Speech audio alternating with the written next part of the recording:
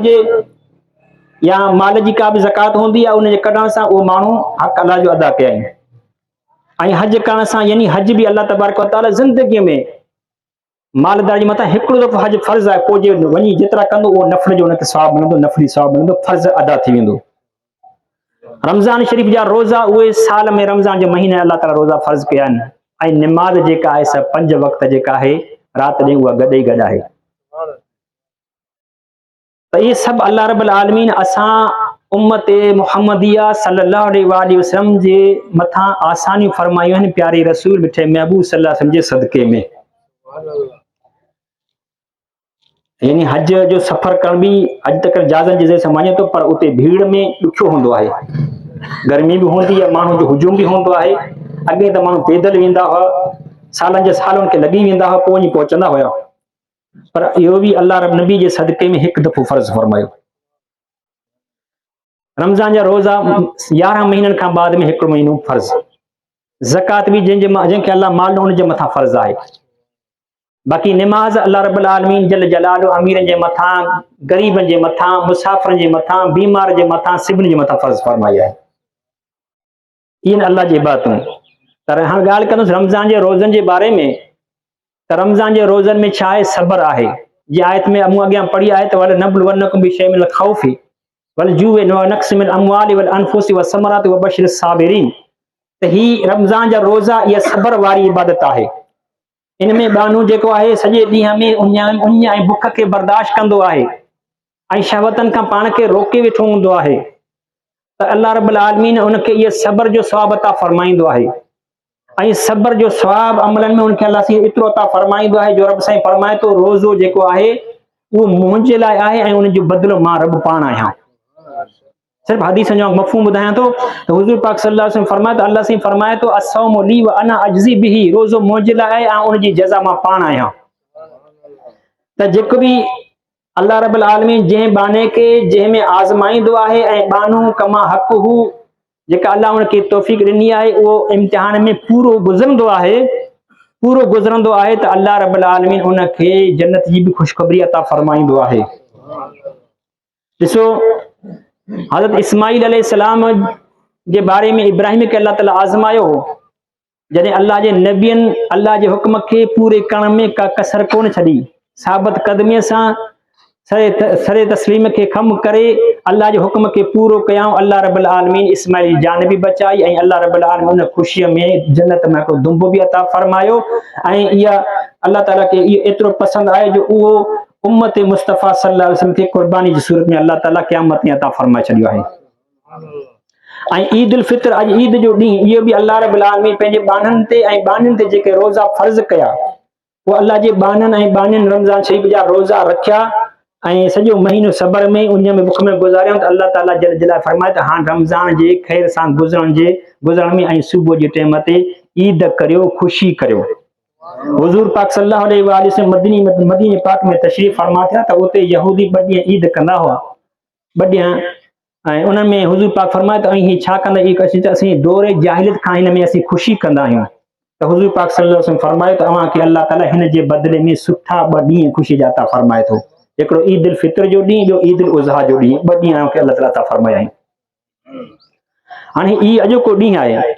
हाणे घणा माण्हू जेके आहिनि हिन सिर्फ़ु जेको पंहिंजे हर कंहिंजी पंहिंजो हिकिड़ो सम्झ हूंदी आहे, सिर्फ़ु कपिड़ा नवां विझणु, तड़ करणु, सुरमूं लॻाइणु, ख़ुशबू लॻाइणु ऐं पोइ ईद जे जेको आहे सो घुमण फिरण खे ईद सम्झी वेठा आहिनि। पर मुंहिंजा अदा ईद जेका आहे वाश इहा त करिणो आहे, पर ईद छा आहे? अल्लाह साईं फरमाए थो मुंहिंजा बाना जॾहिं मुंहिंजे हुक्म सां अवां रोज़ा बि रखिया, निमाज़ूं बि पढ़ियूं, त हाणे अचो ख़ुशी इन ख़ुशीअ में शुक्राने जा नफ़िल पढ़ो। यानी ईद आहे त अल्लाह जी शुक्राने ते माण्हू छा कंदो आहे? निमाज़ पढ़ंदो आहे। ईद जी निमाज़ पढ़ंदो आहे त अल्लाह साईं जल जलालु इन निमाज़ पढ़ण सां पोइ सभु जी ख़ताऊं जेका से गुनाह माफ़ फरमाए छॾींदो आहे। हुज़ूर पाक सल्लल्लाहु अलैहि वसल्लम फरमायो जॾहिं ईद जो ॾींहुं थींदो आहे त अल्लाह रब्बुल आलमीन जल जलालु मलाइकनि जे अॻियां पंहिंजे बाननि ते फ़ख्र कंदो आहे, बाननि ते फ़ख्र कंदो आहे। उहो बाना अल्लाह साईं फरमाए थो मुंहिंजा मलाइको उहे उन मज़दूर जी मज़दूरी छा आहे जेको मज़दूर पंहिंजी मज़दूरी जेका आहे सा पूरी सरअंजाम ॾींदो आहे, पूरी अदा कंदो आहे।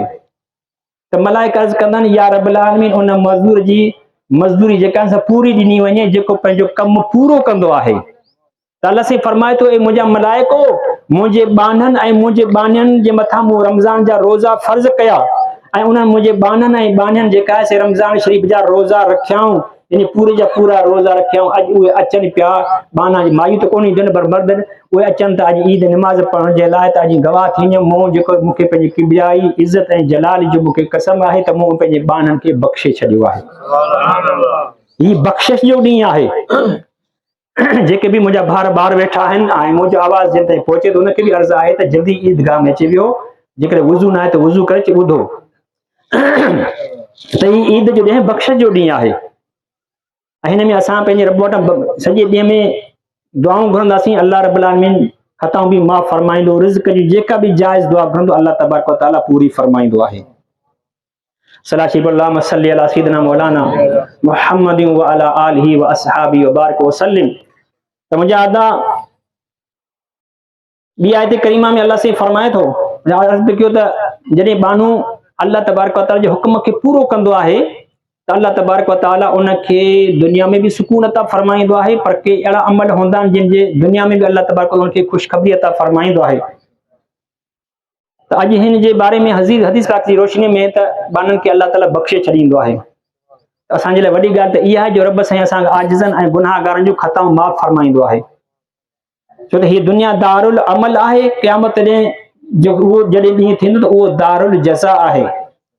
हिते अमल नेकी कमाइण जो टाइम आहे ऐं क़यामत ॾींहुं नेकियूं ॾिसण जो टाइम आहे। नेकियुनि जे बदिला अल्लाह साईं अता फरमाईंदो, जीअं शाह साहब फरमाए थो त पोखणो अथई त पोख मतां वञई मुंद चढ़ी, जिते लुणंदो सारो लोक उते सिकंदे हिकिड़े संगला। अॼु पोखण जो टाइम आहे, यानी अॼु नेकियूं जो ॿिज पोखण जो टाइम आहे। हुज़ूर पाक त ॿुधायो न, मेराज वारी राति जो जॾहिं हज़रत इब्राहिम अलैहिस्सलाम सां मुलाक़ात थी त इब्राहिम अलैहिस्सलाम नबी साईं सल्लल्लाहु अलैहि वसल्लम खे मुबारक ॾिनी ऐं उम्मत जे लाइ सलाम बि ॾिनो त या रसूल अल्लाह मुंहिंजे तरफ़ां पंहिंजी उम्मत खे सलाम ॾिजां ऐं पैगाम बि ॾिजांइ। हुज़ूर पाक फरमाए छा जो पैगाम? त इब्राहिम अलैहिस्सलाम फरमायो त या रसूल अल्लाह जन्नत जी ज़मीन जेका से चिटल ऐं सीधी ज़मीन आहे, साफ़ ज़मीन आहे, उन में पंहिंजे उम्मतियुनि खे चओ त उन में वण लॻाइनि। नबी साईं फरमायो वण कीअं लॻाइनि? त सुभान अल्लाह वल्हम्दुलिल्लाह वला इलाहा इल्लल्लाह जी तस्बीह पाण सां जन्नत में वण लॻंदा आहिनि। जन्नत में वण लॻंदा आहिनि, इन में का मुश्किलात आहे ई कोन। अॼु हीअ दुनियावी जेका ज़िंदगी आहे इन में असीं खेती बाड़ी कंदा आहियूं त उन में केतिरो टाइम लॻंदो आहे। हर हलायो वेंदो आहे, उन में जेको सो बिज विधो वेंदो आहे, पोइ उन में पाणी लॻायो वेंदो, पोइ उन में दड़ूं थींदियूं आहिनि, पोइ वञी जॾहिं उहो जेके हारी हूंदा आहिनि उनखे ख़बर त केतिरे टाइम उहो फसल तयारु थींदो आहे। पर पोइ बि अल्लाह जो हुक्म जेकॾहिं अची वियो त के फसल ख़राब बि थी वेंदा आहिनि, आज़माइश न। पर आख़िर जो फसल जेको आहे, आख़िर जा वण जेका आहिनि तमामु आसान आहिनि। बसि सुभान अल्लाह चवंदा आहिनि, सुभान अल्लाह अल्हम्दुलिल्लाह सुभान अल्लाह वल्हम्दुलिल्लाह वला इलाहा इल्लल्लाह वल्लाहु अकबर, तस्बीह पढ़ंदो वञ। बसि तुंहिंजे ज़ुबान मां सुभान अल्लाह निकिरंदो, अल्हम्दुलिल्लाह निकिरंदो, ला इलाहा इल्लल्लाह मुहम्मद रसूलुल्लाह जो कलमो निकिरंदो, त तुंहिंजे लाइ बसि जीअं तुंहिंजी ज़ुबान मंझां इहे अल्लाह जा मुबारक लफ़्ज़ कलमा अस्माए मुबारका जारी हूंदा, हुते तुंहिंजे लाइ वण पिया लॻंदा वेंदा। बसि हिते तो सुभान अल्लाह चयो, हुते जन्नत जो वण तयारु आहे, छो त अल्लाह अकबर, अल्लाह जी ज़ात अज़ीम आहे। हुज़ूर पाक सल्लल्लाहु अलैहि वसल्लम मेराज वारी राति जो जन्नत जो सैर पे फरमायो त उते मलाइकनि खे ॾिठाऊं त उहे मलाइक जन्नत में हिकु सोन जी सिरनि ऐं चांदी जी सिरनि जो हिकु वॾो महल तयारु करे रहिया आहिनि, पर तसलसल सां कमु कोन पिया कनि। हिकिड़ी ॿ सिर लॻाईंदा आहिनि, सिरूं लॻाईंदा आहिनि, वरी बीही रहंदा आहिनि, इंतज़ारु कंदा आहिनि, इंतज़ार में बीठा हूंदा आहिनि, वरी लॻाईंदा आहिनि। नबी पाक सल्लल्लाहु अलैहि वसल्लम फरमायो ऐं महल पिया तयारु कयो। हा असीं या रसूल असीं मुस्लमाननि जे लाइ, मोमिननि जे लाइ ही तयारु पिया करियूं। नबी करीम सल्लल्लाहु अलैहि वसल्लम फरमायो पोइ तसलसल सां यानी लगातार छो नथा इनखे तैयार करियो त उन्हनि मलाइकनि अर्ज़ कयो या रसूल अल्लाह सल्लल्लाहु अलैहि वसल्लम इहो इन जे करे त ज़मीन ते जेके मुस्लमान तुंहिंजे मथां दुरूद पाक सलाह शरीफ़ पढ़ंदा आहिनि त असां जन्नत में वण जणत में सिर लॻाईंदा आहियूं जेको तुंहिंजो उम्मती तो ते दुरूद सलाम पढ़ंदो आहे असां जन्नत में उनजे दुरूद जे बदिले में जन्नत जे महल में हिकिड़ी सोन जी सिर लॻाईंदा आहियूं जॾहिं उहो दुरूद पाक पढ़ंदो रहंदो आहे सलाह शरीफ़ पढ़ंदो रहंदो आहे त असां हिन सिरूं लॻाईंदा वेंदा आहियूं जॾहिं बीही रहंदो आहे त पोइ असीं वरी उनजो इंतज़ारु कंदा आहियूं ॿुधायो सौदो सस्तो आहे या ॾुखियो आहे पोइ चढ़े त मुंहिंजा दोस्त अज़ीज़ो बसि हिते दुरूद पाक पढ़ तुंहिंजे लाइ सोन जा महिलात पिया बणजनि सुभान अल्लाह तस्बीह तूं पढ़ंदे त तुंहिंजे लाइ उते जेका अल्लाह रब दर्जा बुलंद कंदो आहे मुंहिंजे प्यारे रसूल सल्लल्लाहु अलैहि वसल्लम फरमायो कलिमताने ब कलमा आहिनि खफीफताने अलल लिसान ज़बान में पढ़ण में तमामु ई आसान आहिनि सकीलताने फिल मीज़ान यानी क़यामत जे का तराज़ू सामी उन में तमामु वज़नी आहिनि हबीबताने इंद रहमान ऐं अल्लाह के तमामु ई महबूब आहिनि ब कलमा आहिनि ज़ुबान में पढ़ण में हल्का आहिनि क़यामत जे मीज़ान जी पलड़े में तमामु वज़नी आहिनि ऐं अल्लाह रब्बुल आलमीन के तमामु महबूब आहिनि उहे कलमा कहिड़ा आहिनि हुज़ूर पाक फरमायो सुब्हानल्लाहि व बिहम्दिही सुब्हानल्लाहिल अज़ीम सुब्हानल्लाहि व बिहम्दिही सुब्हानल्लाहिल अज़ीम पढ़ण में देरि कोन थी न पढ़ी छॾियासीं त इन जो छा सवाबु हुज़ूर पाक फरमायो इहे अल्लाह के तमामु महबूब आहिनि ज़ुबान ते पाण में जंहिं महिल बानू पढ़ंदो त हुनखे का दिक़त कोन थींदी आहे ॾुखियाई कोन थींदी आहे पढ़ंदो वेंदो आहे पर जॾहिं क़यामत थींदे त उन जॾहिं अमलनामे में इहे कलमा रखिया वेंदा त पोइ ज़मीन आसमान जेॾा भले गुनाह हुजनि ज़मीन आसमान हिकिड़े पलड़े में हुजनि पर हे कलमा ॿिए कलड़े में हुजनि पलड़े में हुजनि त बि हिन जो वज़न हुन खां तमामु ज़्यादा आहे मुंहिंजा अदा पर छो अॼु असीं इन्हनि नेकियनि जे हासिल करण खां गफ़लत में आहियूं असांजो वक़्तु सुस्तीअ में वेंदो आहे एॾियूं असांजे लाइ आसानियूं आहिनि एॾा अल्लाह जा असांजे मथां एहसान आहिनि उन जे बावजूद बि असांजी ज़ुबान बंदि आहे असांजी ज़ुबान में ॾिसो अॼु त गुटकनि जो टेम आहे जेके ॾिसंदे त गुटकनि में वात चुरंदो आहे पर अल्लाह जे ज़िक्र में कोन चवंदो आहे घणा भार अॼु रमज़ान जो महीनो सुभाणे रोज़ो मुंहिंजा अदा रोज़ो हाणे इहो ॾिस गुज़री वियो न असां त इहो बि चयो त रमज़ान जी जंहिंमहिल असां चंड ॾिठो ऐं रोज़ो शुरू थियो असांजे बसि रमज़ान जो महीनो आयो ऐं वियो रमज़ान जो महीनो आयो वियो पर हीउ अहिड़ो को जेको महीनो आहे इहो ईअं गुज़रियो ख़बर ई कान पई इहो आहे कोन की रमज़ान जो महीनो आयो हलियो पर कंहिं भार अहिड़ा हुआ जिन रोज़ा कोन रखिया बस तूं रोज़ो छा लाइ कोन थो रखे चए साईं असीं छा कयूं मुसीबत गुटके जा मवाली आहियूं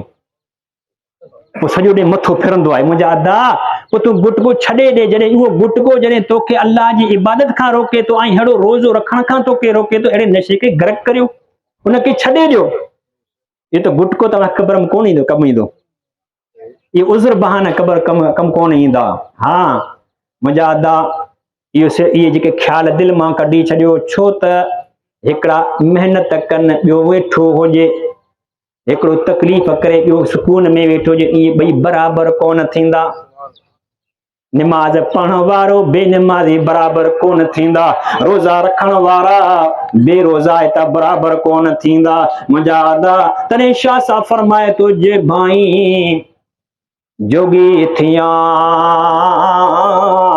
त संग मिड़े ई छॾ पूरो रहज पंजनि सी आया टीह मटार पोइ तॾहिं धागा धार जॾहिं राह सुञाणी रब जी त अॼु उहे माण्हू जेके जिन रोज़ा रखिया आहिनि उन्हनि पंहिंजो जन्नत में ॿिज पोखे छॾियो आहे जिन निमाज़ूं पढ़ियूं आहिनि उन्हनि पंहिंजे लाइ जन्नत में अमलनि सालनि जो ॿिज पोखे छॾियो आहे जेके सुभान अल्लाह सां अल्लाह जो ज़िक्र कंदा आहिनि दुरूद सलाम सां नबी जे मथां दुरूद नज़राना पेश कंदा आहिनि उहे पंहिंजे लाइ जन्नत में महलात बनाए रहिया आहिनि जन्नत में बाग़ात लॻाए रहिया आहिनि पंहिंजूं अॻियां नेमतूं जेके आहिनि से बनाए रहिया आहिनि। रब साईं फरमाए तो अल्लज़ी ख़लक़ल मौत वल हयात लियबलुवकुम अय्युकुम अहसनु अमला। वो रब जे मौत ऐं हयातीअ खे पैदा फरमायो तव्हां खे आज़माए ऐं अव्हां जो इम्तिहान वठे तव्हां मां केरु पियो सुठा अमल करे। जिंदगी आमद बराए बंदगी, जिंदगी शर्मिंदगी, जिंदगी बेबंदगी, शर्मिंदगी शर्मिंदगी।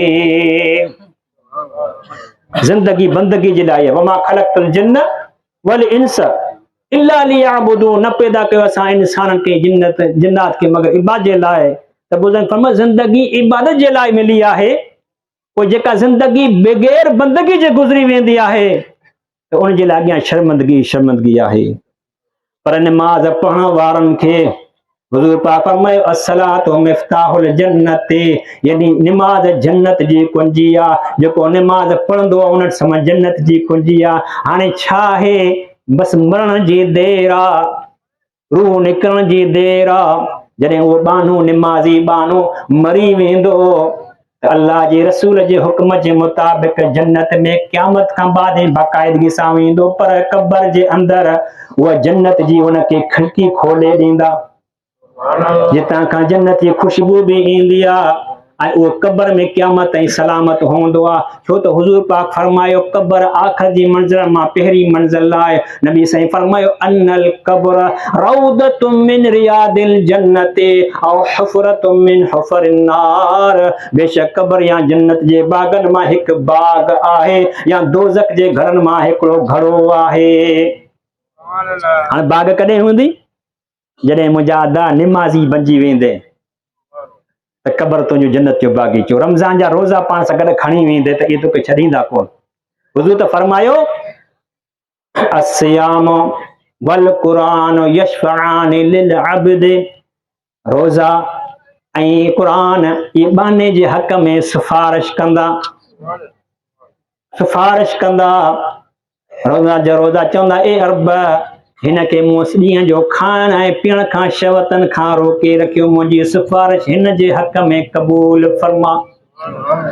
क़ुरान पाक अल्लाह जी बारगाह में चवंदो ए अल्लाह हिन खे मूं राति जे सुम्हण खां रोके रखियो, मुंहिंजी सिफ़ारिश हिन जे हक़ में क़बूल फरमा। हुज़ूर पाक फरमायो फयशफ़अान, उन ॿिन्ही जी सिफ़ारिश बाने जे हक़ में क़बूल कई वेंदी। निमाज़ जॾहिं क़ब्र जे अंदरि अज़ाब बा हमिलो कंदी त निमाज़ अॻियां फिरी ईंदी, रोज़ो अॻियां फिरी ईंदो, नेक अॻियां उमिरि फिरी ईंदा। त मुंहिंजा प्यारा भाउरो, जेको माण्हू अल्लाह जी इबादत खां परे आहे उहो पंहिंजी ज़िंदगी बर्बाद करे रहियो आहे। जेको निमाज़ पढ़ी रहियो आहे उहो पंहिंजे सिरात मुस्तक़ीम जे मथां सही तरीक़े सां हली रहियो आहे। और सल्लल्लाहु अलैहि या रसूल अल्लाह वसल्लम अलैका या हबीब अल्लाह, और सल्लल्लाहु अलैका या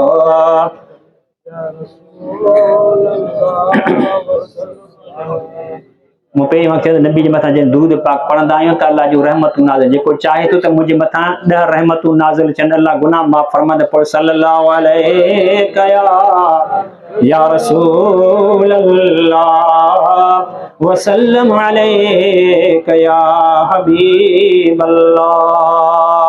त मुंहिंजा दोस्त, असुल मक़सद ई दुनिया में अचण छा अल्लाह जी इबादत आहे।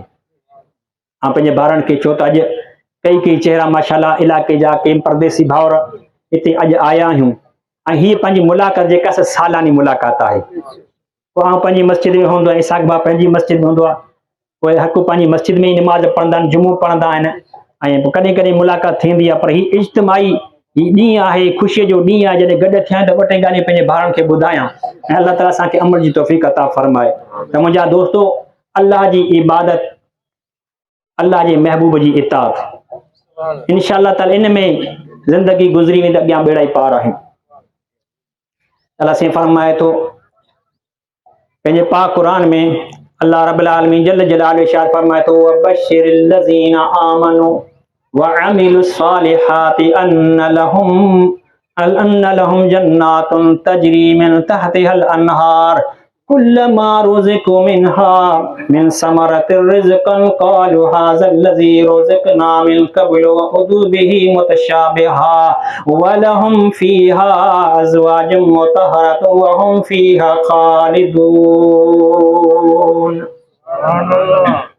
ज़ोर सां चओ सुभान अल्लाह। या तो मुझे ख्याल में रमज़ान शरीफ़ जे गुज़रण जे गम में आहियो, या ॿियो को मसइलो आहे त अॼु आउं ॾिसो ॿुधाइण में बीठो पियो आहियां, सिज बि मुंहिंजे साम्हूं आहे ऐं मस्तु लॻो पियो ऐं सभु कंहिं मायूस हुयो, छा आहे मसइलो आहे? ज़ोर सां चओ सुभान अल्लाह। वरी चओ सुभान अल्लाह। त मुंहिंजा अल्लाह साईं फरमाए थो ख़ुशख़बरी ॾे उन्हनि खे, अल्लाह जो क़ुर हिते कई आयतूं अल्लाह जो क़ुर पढ़ी ॾिसो, कंहिंखे ख़ुशख़बरी मिली रही आहे। वबश्शिरिल लज़ीना आमनू वअमिलुस सालिहाति अन्न लहुम जन्नातिन तजरी मिन तहतिहल अनहार। ख़ुशख़बरी ॾे उन्हनि खे जिन ईमान आंदो ऐं सुठा अमल कया, ही त उन्हनि जे लाइ जन्नत जा बाग़ीचा आहिनि, तजरी मिन तहतिहल अनहार, जंहिंजे हेठां नहरूं जारी ऐं सारी आहिनि। कुल्लमा रुज़िक़ू मिन्हा मिन समरतिर रिज़्क़न क़ालू हाज़ल्लज़ी रुज़िक़ना मिन क़ब्लु व उतू बिही मुतशाबिहा। जॾहिं जन्नत में उन्हनि जन्नतियुनि खे जन्नत जा फल ऐं फ्रूट खाधा ॾिना वेंदा त उहे चवंदा क़ालू हाज़ल्लज़ी रुज़िक़ना मिन क़ब्लु व उतू बिही मुतशाबिहा, पाण में चवंदा। सुभान अल्लाह। दुआ करो त अल्लाह ताला सां सभिनी खे जन्नत में गॾु करे, चओ आमीन। वरी चओ अल्लाह ताला सां सभिनी खे जन्नत में, जीअं अॼु हिते असीं पाण में गॾु आहियूं, ईअं जन्नत में पाण इंशाअल्लाह पाण में गॾु, चओ आमीन। नबी जे सदके में जन्नत में अल्लाह ताला सां सभिनी खे गॾु करे। त मुंहिंजा रब साईं फरमाए थो ख़ुशख़बरी ॾे उन्हनि खे जिन ईमान आंदो ऐं सुठा अमल कया। छा कया? सुठा अमल कया न। त ॿुधाए सुठनि अमलनि में वॾे में वॾो अमल कहिड़ो आहे? निमाज़। रमज़ान शरीफ़ जा रोज़ा आहिनि, इहे निमाज़ ऐं रोज़ जी पाबंदी करियो, निमाज़ में का तकलीफ़ न आहे। अॼु ॾिसो माशाअल्लाह सभु निमाज़ जे लाइ, ईद निमाज़ जे लाइ आया त सभिनी जा चेहरा चमकी रहिया आहिनि। इहे चमक हर कंहिं वटि कोन हूंदी आहे, इहा अल्लाह जी इबादत जे सदके हूंदी आहे। जेकॾहिं चाहियो था, अॼुकल्ह माण्हू चए थो मुंहिंजो चेहरो बि नूरानी थिए, त मुंहिंजा अदा घणो बि तो अॼुकल्ह माण्हू औरतूं त मेकअप हणंदियूं आहिनि, पर मर्द बि घणा जेका से मेकअप हणंदा त चेहरो जेको बणिजे, पर जेका नूरानियत निमाज़ जी वुज़ू में आहे, ॿी में न आहे। बावुज़ू रह, इंशाअल्लाह बावुज़ू तू रहंदे तो चेहरे में नूरानियत हूंदी। 5 वक्त निमाज़ जो पाबंद रह, अल्लाह जो क़ुरान पढ़, राति जो थी तहज्जुद जी निमाज़ पढ़, उन तहज्जुद जी निमाज़ पढ़ण वारे जे चेहरे में नूर हूंदो आहे। केॾा फ़ाइदा आहिनि। अॼु ॾिसो इहो ईद जो ॾींहुं वरी आयो आहे, ईद जो ॾींहुं वरी आयो आहे, पर अॼु ऐं ॾिसो मुलाहिज़ा करियो त अॼु असां में उहे भाउर न आहिनि जेके हुन साल ईद में हुआ। या हले ख़बर न आहे पंहिंजो बि केसि ताईं दुनिया में सफ़र आहे। त मुंहिंजा दोस्त अज़ीज़, हिन दुनिया जे धोखे में न रहे। आगाह अपनी मौत से कोई बशर नहीं, सामान 100 बरस का पल की खबर नहीं। मौत जी कंहिंखे ख़बर कान आहे, पर उन जे बावजूद बि ॾिसूं पिया यकीन कर अॼुकल्ह माण्हू 50 साल 60 साल बसि मथे टपंदा आहिनि। जेके बि माण्हू विया आहिनि उन्हनि जी उमिरि कंहिंजी 50 लिखी, कंहिंजी 60 लिखी, कंहिंजी 70 साल लिखी पई आहे। जीअं पोइ वक़्तु ईअं उमिरि घटि थींदी पई वञनि, ऐं वक़्तु कीअं तेज़ सां वञे पियो। रमज़ान जो माण्हू हर को बि चयो त रमज़ान जो महीनो आयो ऐं वियो हले। ईअं साल जेका से महीने जे बराबरि, महीना जेका से सम्झ हफ़्तनि जे बराबरि, हफ़्ता जेका से ॾींहं जे बराबरि, ईअं जेका से वक़्तु पियो गुज़रंदो वञे। इहो रब जी कुदरत जो निज़ाम आहे, ईअं तेज़ सां वञे पियो। पर इहे गुज़रंदा वञनि पिया, पर असां ख़्यालु कयो आहे त हीउ साल गुज़रण खां बाद में असां चवंदा यार साल गुज़री वियो, पर असां सोचियो त साल जेको असांजी ज़िंदगीअ खे कटे छॾियो आहे। ज़िंदगी त अलाह ख़बर केतिरी आहे, पर हिकिड़ो साल निकिरी वियो, ज़िंदगी जो हिकिड़ो साल ख़तमु थी वियो। हर सेकंड, हर मिंट, हर कलाक जेको आहे असां जी ज़िंदगीअ खे कटे ऐं क़ब्र जे वेझो करे रहियो आहे। बाबा टाइम हाणे थी वियो आहे। जेके ॿार वेठा आहियो, ईद जी निमाज़ आहे, ही सालाना ईद जी निमाज़ आहे। ऐं जेके बि ॿार वेठा आहियो निमाज़ पढ़ो। जेके ॿार चढ़ण जे पासे में ओसे पासे में वेठा आहियो, मुंहिंजी आवाज़ ॿुधी रहिया आहियो? नमाज बस हाणे अन करीब नमाज पढ़ंदासीं। जेके ॿार वेठा जल्दी जेके वज़ू न जल्दी वज़ू करे अचो। सलाशी अल्लाहुम्मा सल्ली अला सय्यिदिना मौलाना मुहम्मद व अला आलिहि व अस्हाबी व बारिक व सल्लिम। आगाह अपनी मौत से कोई बशर नहीं, सामान 100 बरस का पल की खबर नहीं। कई जवान पंहिंजे माइटनि खां विछड़ी विया। मौत अहिड़ी चीज़ आहे जेका मुड़ुस खां ज़ाल खां मुड़ुस खे जुदा करे छॾींदी आहे, पुट खे पीउ खां, पीउ खे पुट खां जुदा कंदी आहे। ही उहा दोस्त खे दोस्त खां जुदा करे छॾींदी आहे। मुंहिंजा दोस्तो अज़ीज़ो, ये मौत जेको आहे सभिनी जे मथां मुक़ररु आहे। फरमाए थो कुल्लु नफ्सिन ज़ाइक़तुल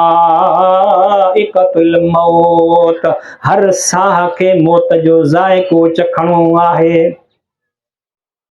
इहो मौत ऐं ज़ाइक़तुल मौत यानी इन में इशारो आहे त मौत जेको आहे जंहिंमें बदन मंझां रूह निकिरंदो आहे तमामु सख़्तु चीज़ आहे।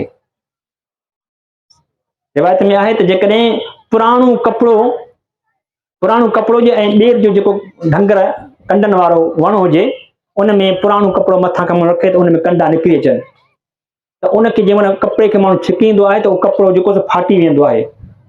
ऐं ॿी हिकु रिवायत में आहे त जेकॾहिं कंहिं माण्हू खे 100 धक तलवारनि जा लॻनि, हिकिड़े पासे 100 धक तलवारनि जा लॻनि, उनजी जेको ईज़ा ईंदो आहे ऐं हेॾां वरी रूह निकिरण में जेका तकलीफ़ थिए उहा 100 धक तलवारनि खां बि ज़्यादा तकलीफ़ हूंदी आहे। ऐं जीअं कपिड़ो जेको फाटी वेंदो आहे, अहिड़े तरीक़े सां रूह निकिरण सां बदन जेको थी वेंदो आहे। ॾुखी चीज़ आहे।